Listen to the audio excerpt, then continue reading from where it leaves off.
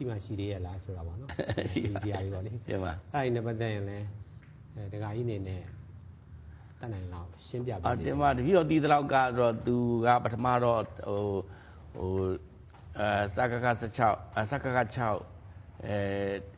တော်ဝင်ထဲမှာဟိုအိမ်တလုံးနဲ့ထားလို့သိရပါတယ်ဗျအခုတော့အဲ့ဒီထက်ပိုကောင်းတဲ့အိမ်တလုံးကိုပြောင်းရွှေ့လို့ကြားရပါတယ်ဗျအဲ့ဒီအိမ်ထဲမှာသူကစက်တီနဲ့ဘာနဲ့အဲ့လိုမျိုးသူဟိုကောင်းကောင်းမွန်မွန်အရာကွန်းနဲ့ဘာနဲ့နေရတယ်လို့ကြားရပါတယ်ဗျဟိုနေပြီးတော့အကျဉ်းထောင်ကြီးမှာတော့သူမရှိပါဘူးဗျတပည့်တော်တီးတော့အဲ့ဒါပါပဲကျမ်းမာရေးလည်းကောင်းကျမ်းမာရေးလည်းကောင်းပါတယ်ဗျအေးဆေးပါဗျဟိုတလောကဟာလဲသွားလာမသွားမအသက်80ကျော်ပြီဆိုတော့သွားတွေပါနည်းနည်းနာပါပါသူနဲ့ဘယ်သူတွေများတွေ့ခွင့်ရတယ်လို့အဲ့ဒါတော့တပည့်တော့သေချာမသိပါဘူးဗျသူတော့ဟိုသူကတော့ကျမ်းမာရေးကောင်းတယ်ဆိုတော့သေချာပါတယ်ဗျဟိုတမတော်ပါရဂူတွေကပုံမှန်စစ်တာတွေပဲလုပ်ပြီးတယ်လို့ကြားရပါတယ်ဗျနောက်တစ်ခုကဒီအခုလက်ရှိသမ္မတကြီးဦးမင်းအောင်လှိုင်နဲ့ပတ်သက်ပြီးတော့မှာပါနော်ဒီမှာဒကာကြီးတော့ကိုယ်ချင်းပေါ့လေဒီမှာအဲ့ခါကျတော့ကိုနားလဲတဲ့သူ့ရဲ့အကြောင်းအရာလေးတွေပေါ့နော်ဒီမှာပြောပြစေချင်ပါတယ်ဘာနဲ့ပတ်သက်လို့လဲဗျသမ္မတကြီးဦးမင်းအောင်လှိုင်နဲ့ပတ်သက်တဲ့သူ့ရဲ့အာသာချက်တွေပေါ့နော်ကောင်းတဲ့အချက်သူဟာဥပဒေသမားဖြစ်တယ်ဥပဒေကိုလေးစားလိုက်နာတယ်ဥပဒေအကြောင်းအရာနဲ့မညီညွတ်ရင် तू မလုပ်ဘူးဥပဒေအကြောင်းချင်းရာကို तू ကအလေးထားတယ်တပည့်တော့တီးတော့ကတော့အဲ့ဒီဟာ तू အလေးထားတယ်ဥပဒေနဲ့ညီညွတ်အောင်ပဲ तू ဆောင်ရွက်တယ်ဥပဒေနဲ့မညီညွတ်တဲ့ကိစ္စဆိုရင် तू ချက်ချင်းအရေးယူတယ်သူ့ရဲ့ဘလောက်ထိအောင်ဟလာတပည့်သားမီးအရင်ဖြစ်စေဘလောက်ကြီးရာထူးကြီးနေတဲ့ဝင်ကြီးဖြစ်စေဥပဒေနဲ့မညီညွတ်ဘူးဥပဒေချိုးဖောက်တယ်လို့ယူဆရင်ချက်ချင်းအရေးယူတာတွေ့ရတယ်ဗျကျွန်တော်တပည့်တော့တွေ့တယ်အဲ့ဒါပါပဲဗျအရင်ဒါကာကျုပ်အနေထားပေါ့နော်အခုကတော့သမရပေါ့သမရဖြစ်သွားပြီပေါ့နော်ဒီမှာတော့ဆရာတော်နားလည်တာကတော့ဒါ तू က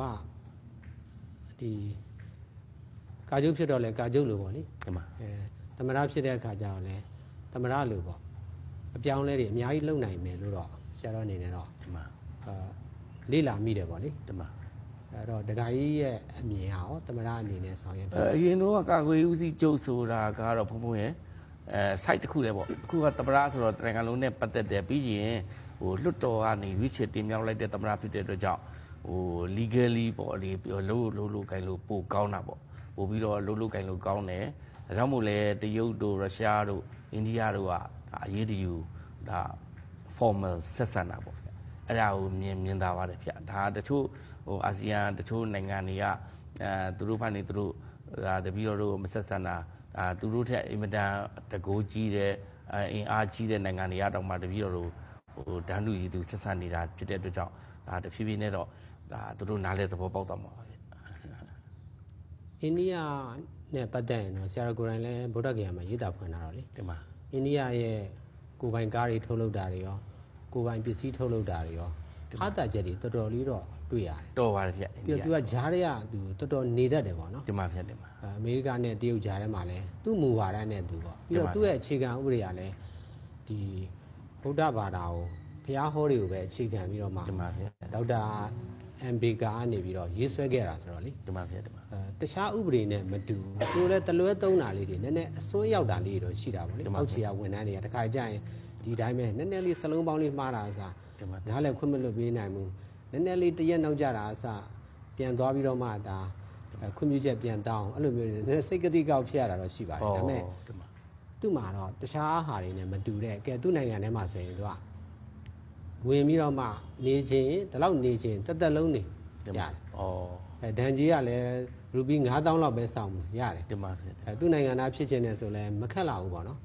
ဟိုသူကတိတ်ပြီးတော့မရစ်ဘူးပေါ့ထိုင်းလိုမျိုးဖမ်းပြီးတော့မှအဲ့လိုပေါ့လေပတ်စံရှာတဲ့သဘောမျိုးတွေပေါ့လေအဲ့ဒါနေချင်းလဲနေဟိုလွတ်လပ်ခွင့်ပေါ့နော်ဒီမှာဟိုပေးထားတယ်ဆိုတဲ့သဘောမျိုးပေါ့လေအဲ့ဒါမျိုးတွေလဲတခြားနိုင်ငံတွေမှာမတွေ့ရတဲ့အာသာချက်ပေါ့လေဒီမှာဖြစ်တယ်ပြီးတော့အိန္ဒိယလည်းအကျယ်ကြီးဆိုတော့ပြီးတော့ဆရာတော်တို့လိုပေါ့နော်ဖះနဲ့ပတ်သက်တဲ့ဖះရဲ့တပည့်တွေအနေနဲ့ကတော့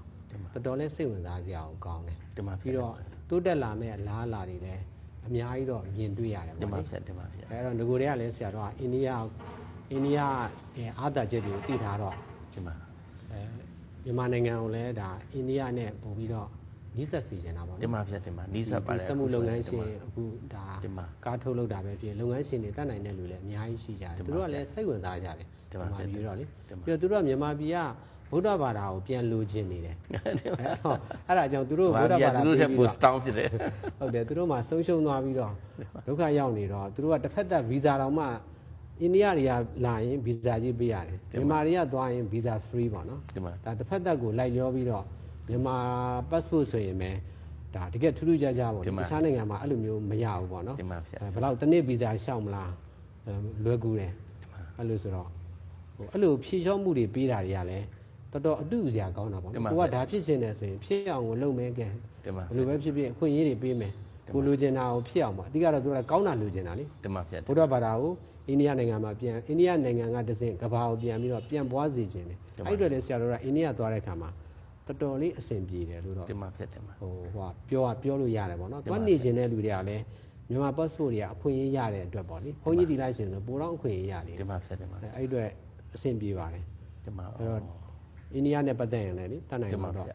ဒီကကြီးလည်းရောက်ဘူးလားမသိဘူးရောက်ဘူးပါတယ်ဗျတပည့်တော်ရောက်ဘူးဟုတ်တယ်တပည့်တော်အဲ့ဟိုတပည့်တော်တို့ကအဲ့ပထမအကြိမ်လွတ်တော်မှာဥက္ကဋ္ဌကြီးဥခင်အောင်မြင့်နဲ့အတူသွားတာအဲ့ trip မှာတပည့်တော်ပါသွားတယ်ပထမဆုံးဗုဒ္ဓဂါယာကိုအရင်ဝင်နေဖျားဖူးတယ်အဲ့ဗုဒ္ဓဂါယာဖျားမှာတရားတွေပါထိုင်ပေါ့ဖျားပူဇော်ပြီးလို့ရှိရင်နယူးဒေလီကိုသွားပြီးတော့ရပါလီမန်မှာသူတို့လွတ်တော်တက်နေတာတွေပါတပည့်တော်တို့လေ့လာခွင့်ရတယ်ဗျသူတို့လွတ်တော်ကြီးကလည်းအကြီးပဲအဲ့ဒီဇဲကိုတပည့်တော်တို့သွားခွင့်ရခဲ့တယ်သူတို့တပည့်တော်တို့ဒီချာဂုဏ်ပြုညစာစားပွဲတွေပါလေတက်ခင်းအခါပါတယ်နောက်အဲ့ဒီဟိုဂန္ဒီရဲ့အုပ်ကူတွေပါလေတပည့်တော်တို့ဂါရဝပြုခဲ့ရတယ်ဒီမှာဆရာတို့ဘာသာတရားရှိတော့ကြည့်တော့တရုတ်တို့အမေရိကတို့တဲ့ရုရှားတို့တဲ့ဆိုင်ဟိန္ဒူတွေကဗုဒ္ဓဘာသာနဲ့ပို့ပြီးတော့နိစ္စတယ်တင်ပါဖြစ်တယ်ပြီးတော့သူတို့အစိုးရမူဒီကိုနိုင်ကအစားပေါ့နော်ဗုဒ္ဓဘာသာကို promotion လုပ်နေလို့ပေါ့လေဘာလို့ဆိုမြန်မာဘုန်းကြီးတွေကလည်းတကယ်ဟိုမှာတော်တော်စွမ်းစွမ်းတမန်တာနာပြုနိုင်ကြတာဘုရားတဲ့ကျောင်းဆောက်တာတွေကိုအိန္ဒိယနိုင်ငံသားတွေတောင်မလုပ်နိုင်တဲ့တိုင်းတာတွေပေါ့နော်ဟိုအရင်ကတော့လုပ်နိုင်ခဲ့မှာဘူးလက်ရှိမှာစွမ်းနိုင်တဲ့အိန္ဒိယနိုင်ငံသားဘုန်းကြီးတွေလူပုဂ္ဂိုလ်တွေတိတ်ပြီးတော့အတောကမင်းလို့ပေါ့နော်တိတ်ပြီးတော့မရှိတဲ့အနေအထားမှာမြန်မာပြည်ကဆရာတော်တွေကိုအားကိုးနေရတယ်ပေါ့အဲ့လိုမျိုးလည်းဖြစ်တဲ့အခါကျတော့ဆရာအိန္ဒိယနဲ့ပေါင်းညာဖြစ်တော့အိန္ဒိယနိုင်ငံသားတွေကပါဗုဒ္ဓဘာသာတွေအများကြီးဖြစ်လာမယ်မြန်မာပြည်အနေနဲ့လည်းစီးပွားရေးပိုင်းဆိုင်ရာမှာတီးခြားပေါ့နော်ဂျားနေအိန္ဒိယရဲ့ဒီမိုကရေစီလိုမျိုးပေါ့မြန်မာပြည်ကလည်းဒါတခြားကော်ပီကူးတာတဲ့ဆိုင်အိန္ဒိယဗုဒ္ဓဘာသာအခြေခံပြီးတော့ရွေးဆဲထားတဲ့အခြေခံဥပဒေဖြစ်တဲ့အတွက်ပေါ့လေအဲ့လိုမျိုးဖြစ်တာကတော့တော်တော်လေးကောင်းတယ်လို့တော့ဆရာတော်အနေနဲ့နားလည်ပါတယ်တင်ပါဗျာတင်ပါတမန်ကြီးကလည်းအဲ့ဒီကိုသွားလိုက်တာကတော့တော်တော်ကောင်းတယ်ပေါ့နော်သူရဲ့ first trip ပေါ့ဟုတ်တယ်တမန်ဖြစ်ပြီးတော့ပထမဆုံးခရီးစဉ်ဟာအိန္ဒိယဖြစ်သွားတာလည်းအလွန်ကောင်းပါတယ်ဗုဒ္ဓဂယာကိုဖျားသွားဖူးတာလည်းဒါတော်တော်လေးကိုဒါသူ့ရဲ့သူ့စိတ်ထဲမှာဖျားကိုတန်မိုးထားတယ်ပေါ့ဒါလည်းကိုချင်းစာတိတ်တိမြောက်သွားတာဗျာတိတ်တိမြောက်သွားဖျားကိုရင် qualify ဖြစ်သွားတာရှင်မြင်တဲ့ဆိုင်ဖျားကိုရင်ဥခိုက်လိုက်တင်ပါဝမ်းသာပါတယ်တခါကြီးတင်ပါဗျာတင်ပါဗျာအဲ့ဆိုဆရာတို့နောက်လိုတော့မှတင်ပါဗျာအချိန်မီပါဗျာတပည့်တော့ခိုင်းစရာရှိရမိတ်ပါဗျာမိတ်စရာရှိရမိတ်ကျေးဇူးတင်ပါတယ်တင်ပါဗျာဦးတင်ပါဗျာတင်ပါနိုင်ငံမြန်မာနိုင်ငံသားတွေရဲ့လိုအပ်ချက်ရပါဘူးဒီကြရင်ကိစ္စလေးတွေလုပ်ရင်းနဲ့တခါကြီးတို့နဲ့လည်းတွေ့ဆုံပြတာပေါ့နော်တင်ပါဗျာတင်ပါခုလည်း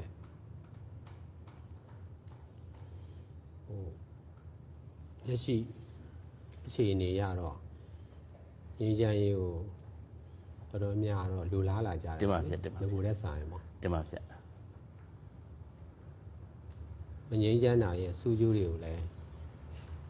တော်တော်များကိုတွေ့ကြုံလာကြပြီပေါ့တင်ပါဗျာတင်ပါအဲ့တော့ဆရာတော်ကလည်းဒီလက်ရှိအစိုးရရဲ့ရက်တရားထာဝရငြိမ်းချမ်းရေးပေါ့နော်တင်ပါဗျာအဲ့ဒီကိစ္စနဲ့ပတ်သက်ပြီးတော့မှဟိုအစိုးရကလည်းအလုပ်များတယ်ပေါ့နော်လောဆယ်တော့ဒီရက်တရားအတွင်းမှာလက်နက်ကိုင်ဖွဲ့စည်းတွေအားလုံးနဲ့ပတ်သက်ပြီးတော့ဒီမှာငြိမ်းချမ်းရေးဖြစ်အောင်ကြိုးစားခြင်းနဲ့ဆိုတဲ့ဆန္ဒရှိတာအောင်ဆရာတော်2021ဒီကလူကြီးပိုင်းနေနဲ့တွေ့တယ်ဟောတော့ဒီမှာဒါ ကြားသိရတယ်ကိုယ်တိုင်လည်းနားလည်တယ်ပေါ့နော် တင်ပါဖြစ်တယ် အခုအချိန်ဒီမှာလဲဟိုလက်ရှိဆိုတာကဘယ်လိုပဲဖြစ်ပေါ့နော်ကောင်းတာ တင်ပါ နာမည်ကောင်းရဖို့အတွက်ပဲဖြစ်ဖြစ်စိတ်ရင်းစေနာကောင်းတယ်ပဲဖြစ်ဖြစ်ပေါ့ တင်ပါ ဒီငကူကမရရှိခဲ့တဲ့ထာဝရငြိမ်းချမ်းရေးကိုအကောင့်ထဲပေါ်ဆောင်ရွက်ခြင်းတဲ့ဆန္ဒရှိကြတယ်ကျတော့တွေ့တဲ့လောက်လဲအားလုံးကလည်းလူလူလားလားရှိကြတယ်ပေါ့လေ တင်ပါဖြစ်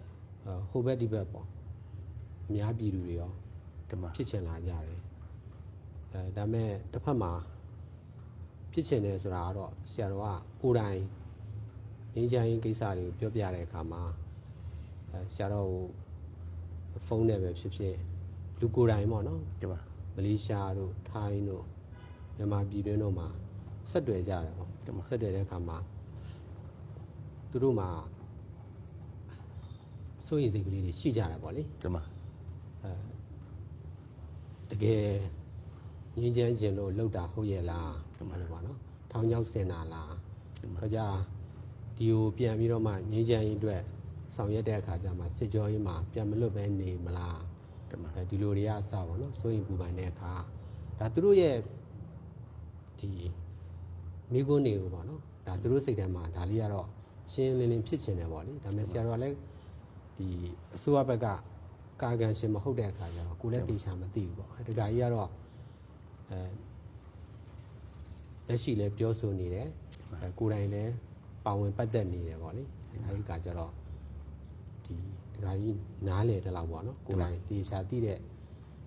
အကြောင်းအရာလေးတွေကိုဖြည့်ချပေးစီနေတာပေါ့လေ တင်ပါဖြစ်တယ် တခြားမီဒီယာတွေမိတာတဲ့ဆိုင်ရင်တော့ဒါလက်ရှိအစိုးရဖွဲ့မှာတာဝန်ထမ်းဆောင်နေတဲ့ဒကာကြီးဦးလာစီကိုမိတာကတော့ပို့ပြီးတော့ တင်ပါ တေချာရှင်းရှင်းလင်းလင်းဖြစ်မယ်လို့ဆရာတော်လည်းနားလည်တယ်လေ တင်ပါ ပြီးတော့ဆရာတော်ကိုယ်တိုင်အနေနဲ့မိတာနဲ့တခြားမီဒီယာတွေမိတာနဲ့တော့မတူဘူးပေါ့နော်ဆရာတော်ကတော့ဒါအမှန်တရားကိုမျက်နှိုးလို့လေ တင်ပါ အမှန်တရားကိုဖော်ထုတ်တာအဲ့လိုပေါ့နော်အမှန်တရားဆိုတာဟိုဘက်ဒီဘက်ပေါ့လေနှစ်ဖက်စလုံးရဲ့အာသာချက်အာနေချက်အကောင်းအဆိုးပေါ့ တင်ပါဖြစ် အမှားအမှန်ပေါ့နော်ဘယ်သူမှတော့အမှားမကင်းကြဘူးပေါ့လေ တင်ပါ နေတာနဲ့များတာပဲကြွာကြတာပေါ့အဲ့ဒါတွေကိုဆရာတော်အနေနဲ့ကိုယ်တိုင်လည်းနားလေ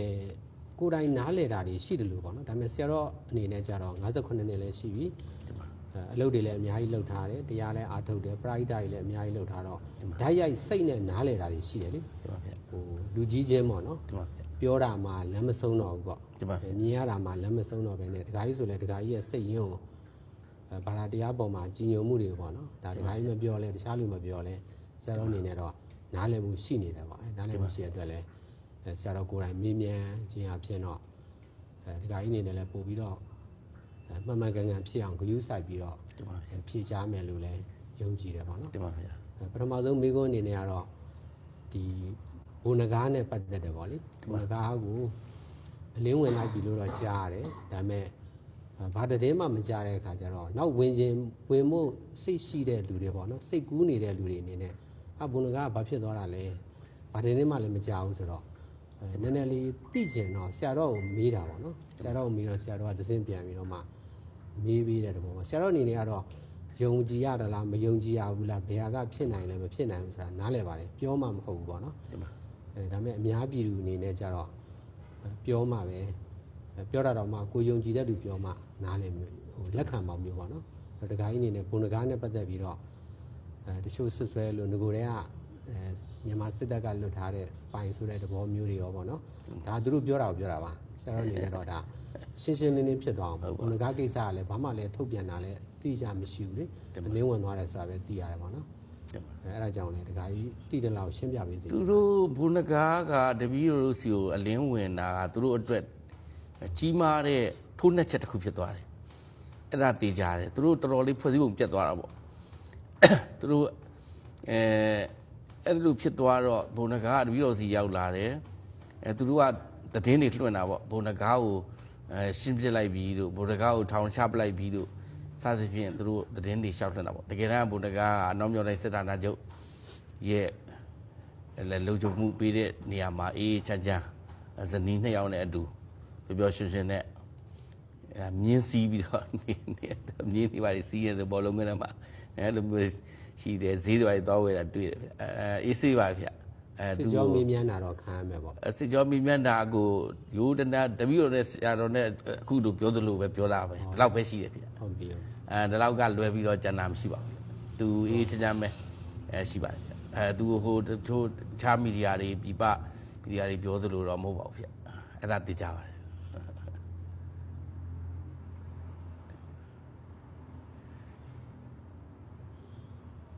တခြားဒီအကြောင်းမျိုးကြောင့်ပေါ့လေဒီပရောက်နေပြီးတော့ဒီပမှာ passport တက်တန်းကုန်တာကြီးလဲဒီမှာရှိကြရပါတော့ဒီမှာလက်ရှိတက်တန်းတိုးဖို့ကလည်းမြန်မာပြည်ပြန်လာမှဖြစ်မယ်ဆိုတဲ့အနေအထားရှိတယ်ပေါ့လေဒီမှာအဲ့တော့သူတို့ဘက်ကကြည့်ရင်လဲဒီကိုပြန်လာရင်တစ်ဖက်မှာ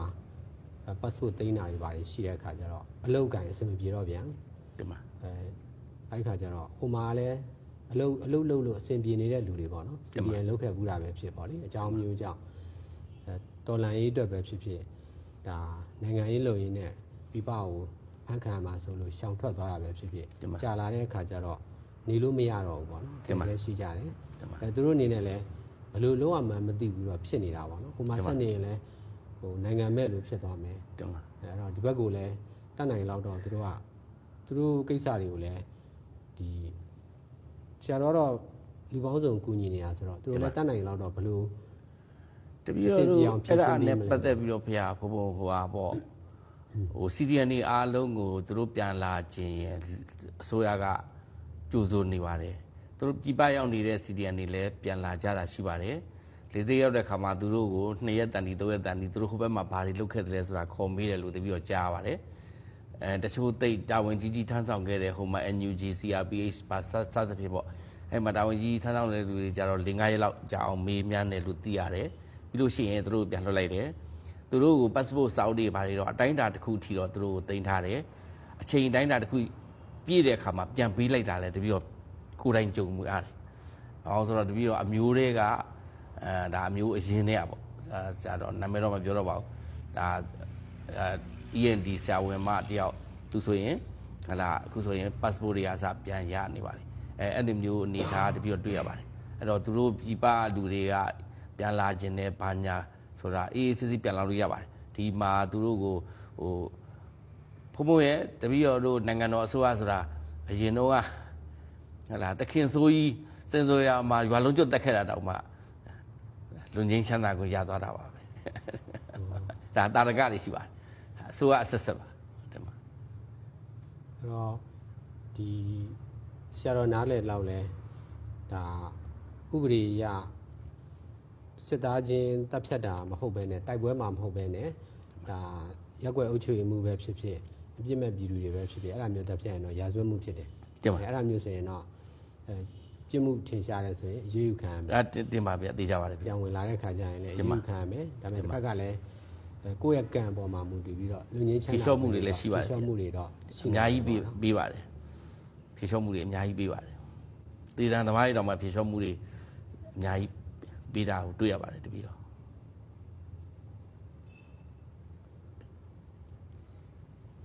ခုလိုဒီပြုပြင်ပြောင်းလဲမှုတွေတော့ဒီဘာသာရေးရှုထောင့်ကကြည့်ရင်လည်းတော်တော်လေးတော့တိုးတက်မှုတွေရှိတယ်ပေါ့နော်ဒီမှာဗျာလွတ်လပ်မှုတွေရှိတယ်ပေါ့လေဒီမှာဒီဘက်မှာလူမှုရေးပိုင်းဆိုင်ရာဆိုလဲ migrant ထုတ်ပေးတာတို့မှတ်ပုံတင်လုပ်ပေးတာတို့ပေါ့နော်အဲ့ဒါလေးတွေလည်းတတ်နိုင်တဲ့လောက်စီမံချက်အနေနဲ့ပေါ့လေဒီရက်တရားအတွင်းမှာဒီမှာဗျာဆောင်ရွက်ပေးတာတွေရှိတယ်ပေါ့လေဒီဟာတွေကိုဘယ်လောက်ကြာတိုင်းတာအထိဆက်ပြီးတော့မှလှုပ်သွားမလဲဘုံဗျာဒီရက်တရားပြီးသွားရင်လည်းလူတွေကမွေးနေဦးမှာပဲကလေးတွေကမွေးနေဦးမှာဆိုတော့စစ်စစ်မပြတ်လုပ်ပေးနေပါပါအခုတပြီးတော့လာဝကဝင်ကြီးကိုမြင့်ကြိုင်နဲ့တပြီးတော့နဲ့တွေ့တော့သူတို့စကားပြောကြတော့တပြီးတော့မကြခင်မှာ smart card တွေစပြီးတော့ထုတ်ပေးဖို့ရှိတယ်အဲဒီပန်းရောင်ကတ်အစား smart card တွေပေါ့ကွန်ပျူတာနဲ့လုပ်တဲ့ card တွေဒီ card တွေရောက်လာရင်ကပ်ပြားအတုလောက်တာတွေလည်းပပျောက်သွားမယ်smart card ခစ်ကိုရောက်လာတော့မယ်လို့တပြီးတော့မြင်နေအဲ့တော့လောလောဆယ်ပန်းရောင်ကတ် ဒီအချိန်မီလှုပ်ထားနောက်ပိုင်းမှာတော့ smart card နဲ့ပြောင်းတဲ့အခါမှာလွယ်ကူသွားတာပေါ့တနိုင်ငံလုံးတိုက်တာနဲ့ smart card တွေပြောင်းမယ်လို့လည်းကြားတယ်ဗျဒါသိကြပါတယ်ဒီနှစ်ထဲမှာပဲဖြစ်တော့မယ်ထင်တယ်တင်ပါ ဟောဆရာတော်ဆိုရင်အမေရိကမှာ green card ပျောက်သွားတာလေ တင်ပါ အဲ့ဒါ yes scan မှာသွားတဲ့အခါကျတော့သူတို့ကထောက်ခံစာကိုအဆင်ပြေအောင်ချက်ချင်းကိုလုပ်ပေးလိုက်တာ တင်ပါ အဲဒီထောက်ခံစာရမှဆရာတော်ကပြန်ပြီးတော့ရှောက်တာလည်းအဆင်ပြေတယ်ပေါ့နော်နေရတာလည်းအဆင်ပြေတော့နှုတ်မွေးထောက်ထားမရှိတဲ့အခါကျတော့လေဒါကတော့အမေရိကမှာပေါ့လေ